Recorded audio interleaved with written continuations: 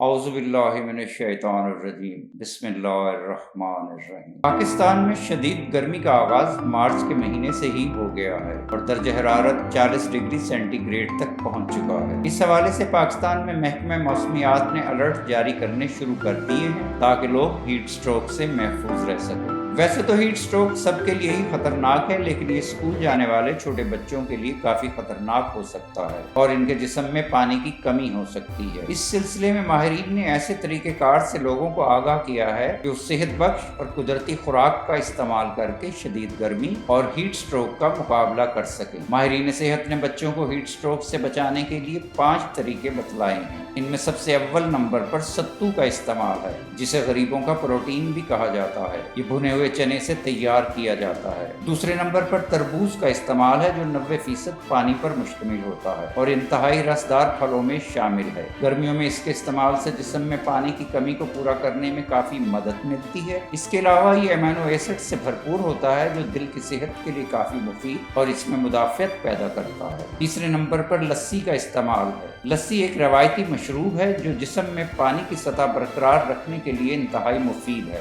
جبکہ نظامی نظام کو بھی بہتر کرتا ہے۔ چوتھے نمبر پر لیمو پانی آتا ہے۔ یہ مشروب تازہ لیمو کے رس اور پانی میں چینی اور نمک ملا کر تیار کیا جاتا ہے۔ لیمو میں متعدد ضروری حیاتین اور معدنیات جیسے وٹامن سی، B6 اور پوٹاشیم شامل ہوتا ہے۔ پانچویں آم کا استعمال ہے۔ یہ بھی 80% پانی پر مشتمل ہوتا ہے اور گرمیوں میں بہت شوق سے کھایا جانے والا پھل ہے۔ اسے پھلوں کا بادشاہ بھی کہتے ہیں اور ہر عمر کے افراد اسے پسند کرتے ہیں۔ ناظرین، خالص و معیاری اشیاء خریدنے کے لیے www.chiltanpure.com پر تشریف لائیں اور معلوماتی ویڈیوز تک بروقت رسائی کے لیے ہمارے چینل کو ضرور سبسکرائب کریں۔ ناظرین، یہ ویڈیو عام معلومات کے لیے ہے، اس حوالے سے اپنے ڈاکٹر سے بھی ضرور مشورہ لیں۔